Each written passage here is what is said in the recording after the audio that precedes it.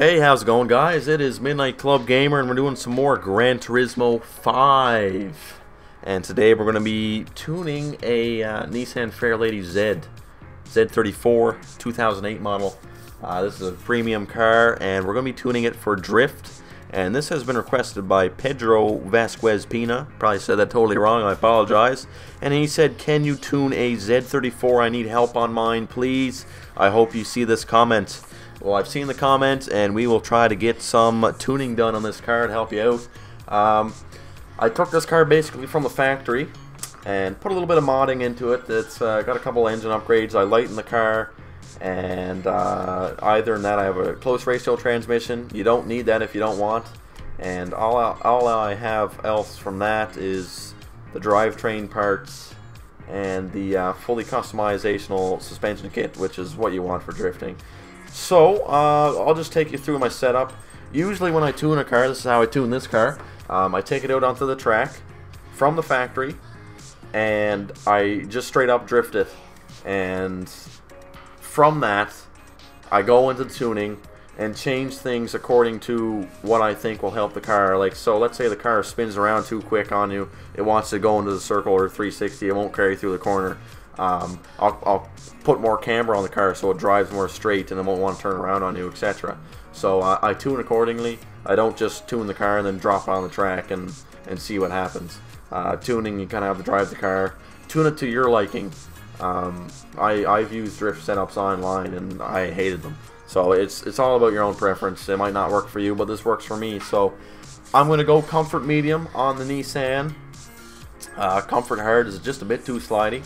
And either than that for tuning, all you need to do, the bare minimum, you just need comfort medium tires. Go to your suspension, and for the guy who requested this video, put in these numbers into your suspension and see what happens for you.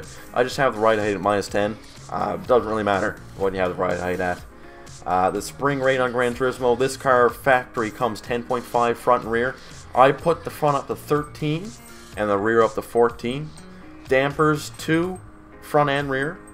Dampers on the compression side 2 front and rear. So I just don't want a lot of travel in the shock. The anti-roll bar, I have both on one, and the car wants to do 360s on you in some of the hairpin corners when you're trying to drift. So to counteract that, I put a little bit of camber on the tire. That makes your car want to track more straight. So I put 0.6 on the front, 0.6 on the rear. So that helped the car out a lot, I found.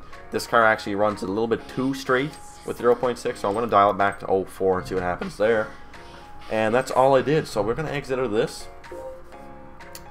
And I'm using the Driving Force GT steering wheel with the power steering setting on simulation. And I think I have the force feedback set around 7, I believe, or 10, I don't know, something high. So we're on Tsukuba circuit, great circuit to drift on and to practice drifting. Every corner you can pretty much drift. So we're going to go into the track and just do a couple laps of this car and show you how it can perform with just little tuning and some little mods. So comfort medium, all that stuff off, ABS on 1. That's all you need to know. With Gran Turismo, really easy to drift. You can pretty much drift any car you want. So it's not too difficult once you get the hang of it. We're just going to go on the track here. And I like to start this corner in the close ratio train, about 3rd gear. Just kind of walking into the corner. So I'm off the track, boys. All right, so we'll start our first lap here.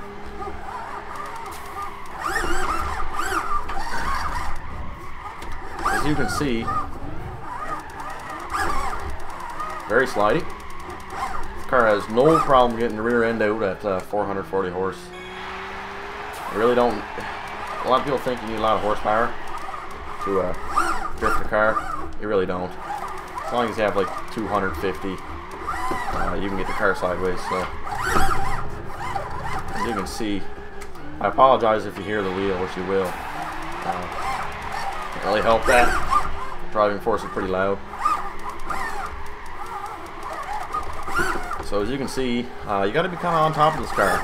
It's not like other cars where you can just kind of like the Evo, which is all-wheel drive, which is kind of cheating, I know, but it's fun to drive and easy to drive. But this one you got to be really active on the steering wheel.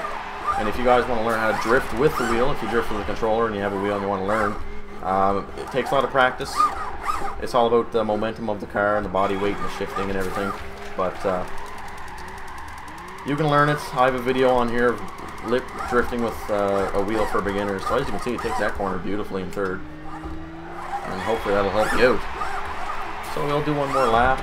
I'll run into the wall for you as well. I'll do one more lap on here. Oh, that was bad.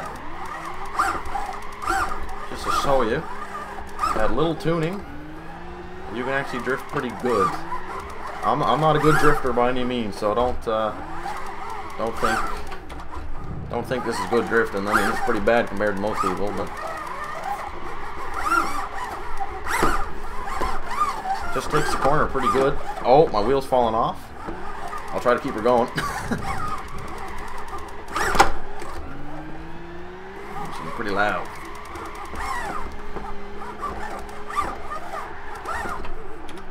And a lot of cars want to turn totally around in this hairpin. As you can see there, I was trying.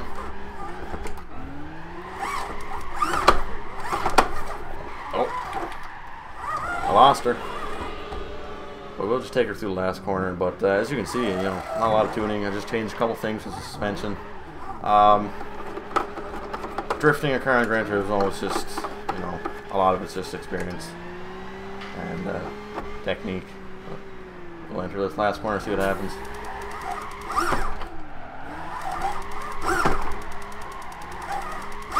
Oh, Bessie. My wheel's falling off. What can you do? But hopefully you guys enjoyed the video, and the guy who pressed this video, hopefully that helps you out. You should drift. You should be able to drift it, I mean, pretty easily right from the factory. I just wouldn't recommend changing the tuning values like crazy, because that starts to mess up the car a lot. Basically, you want the car to come into the corner, kind of, you know, 45-30 degree angle, and keep that consistent. It should be pretty easy to continue on through the corner. And you know, you should be able to just hold the wheel at a certain angle, and it'll go without needing to recorrect a lot. Some cars are more jumpy and needy than others, but this car right here is pretty good. And if you want a beginner drift car to learn on, this one's the way to go. If you want an even easier time, go with an all-wheel drive car, slap some comfort hards on it, and away you go, and it should be pretty easy. Four-wheel drive cars are great to learn on. If you're just learning with a wheel, four-wheel drive, I'd really recommend it. It's kind of like, you know, it's kind of cheating, but you know, for a beginner, I don't care. As long as you can learn, you learn.